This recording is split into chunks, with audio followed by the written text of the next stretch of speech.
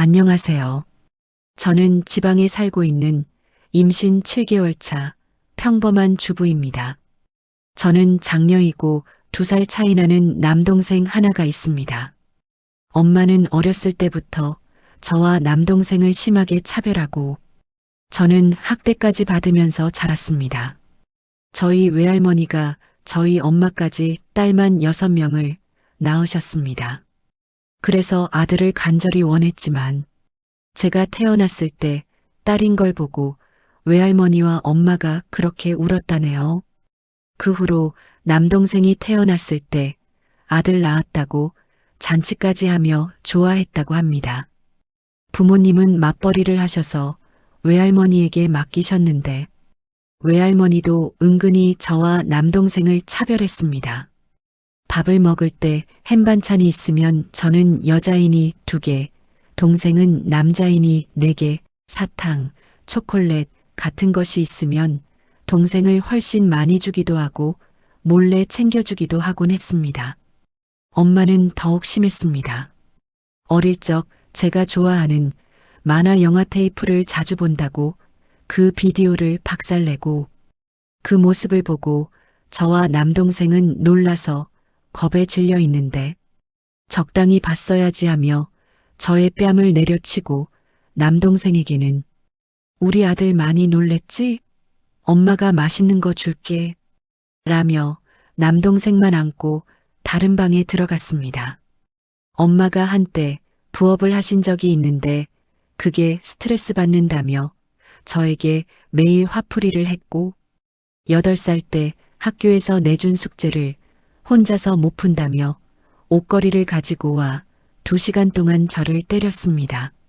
머리를 너무 많이 맞아 피가 나고 멍이 들어 밤늦게 퇴근한 아빠가 저를 보고 너무 놀라서 병원에 데려가려 했지만 엄마는 병원에 핑계댈 말이 없다고 놔두면 괜찮아진다고 저를 방치했습니다.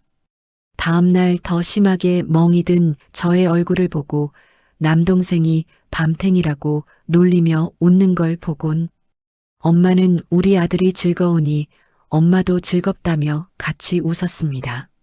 학교에 보낼 때는 길 가다가 넘어져서 돌에 박았다고 거짓말을 시켰습니다. 동생과 싸우면 잘잘못을 따지지 않고 무조건 저의 뺨을 내리쳤습니다. 맞아서 울면 그 모습이 꼴보기 싫다며 뺨을 수차례 때려서 눈에 실핏줄이 터져서 다닌 적도 여러 번입니다. 옆집에 살던 친하게 지내는 언니가 제가 혼나는 소리가 들리던데 괜찮냐는 말을 수도 없이 들었습니다.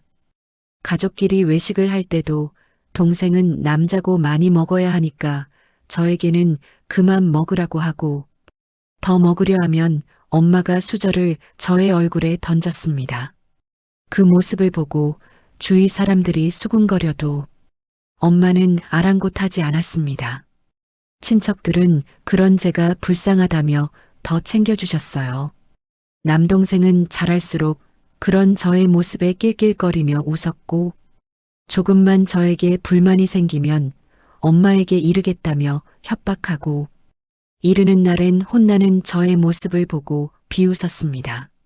중학생이 된 저는 엄청난 방황을 하기 시작했습니다.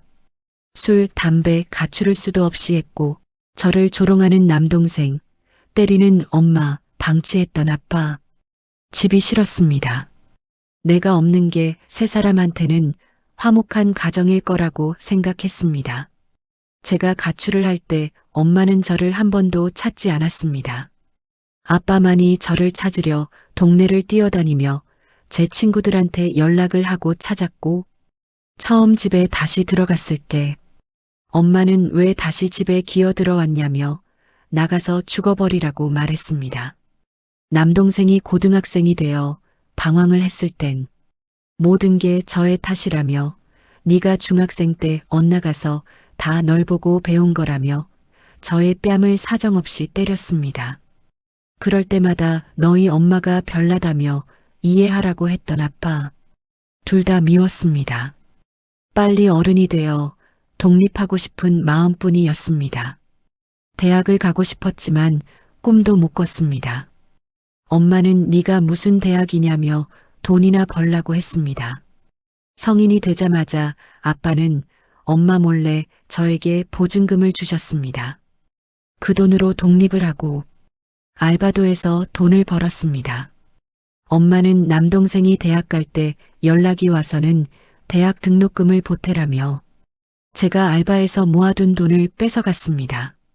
그 후로 남동생은 일도 안 하고 엄마는 남동생 용돈 좀 주라며 돈을 계속 가져갔습니다.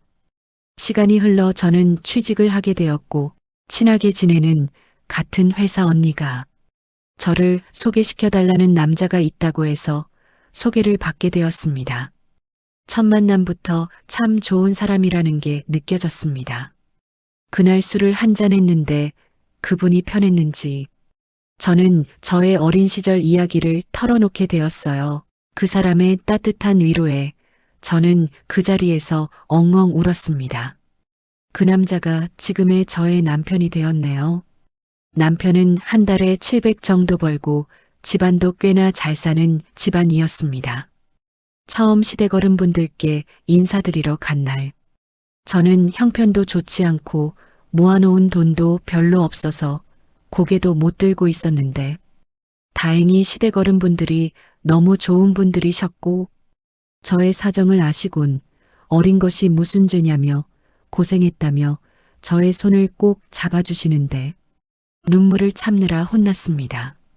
결혼할 때 집도 해주시고 차도 사주셨습니다. 부족한 저를 우리 며느리 하며 얼마나 챙겨주시는지 친정엄마는 그걸 알고 아파트를 팔고 전세로 이사를 가면 그 돈을 자기한테 해주라고 합니다.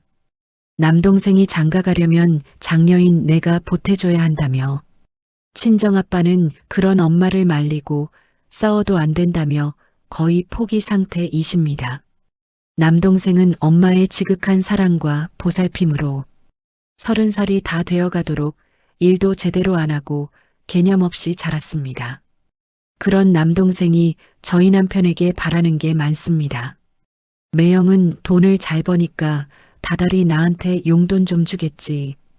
하나밖에 없는 처남 기죽지 말라고 용돈 좀 줘야 한다라며 정말 대꾸할 가치가 없었습니다.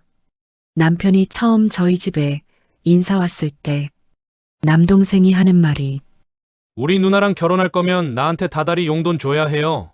옆에서 엄마는 돈도 잘 버는데 내 아들 돈 좀 주면 안 되나? 부모님도 잘 산다면서? 친정아빠는 한숨을 쉬며 방으로 들어가셨습니다. 정말 남편에게 너무 부끄러웠습니다. 이런 소리를 듣고도 저랑 결혼해 준 거에 고마울 지경이었습니다. 저는 뱃속에 7개월 정도 된 딸이 자라고 있습니다. 얼마 전 남동생한테 전화가 왔었습니다. 용돈 좀 주라고 해서 제가 철 좀 들라고 얼마 전에 주지 않았냐고 하니 남동생이 하는 말이 내가 지금 너 찾아가서 네 배를 발로 차면 어떻게 될까? 네 딸내미 지키고 싶으면 알아서 잘해라. 라며 웃으며 말했습니다.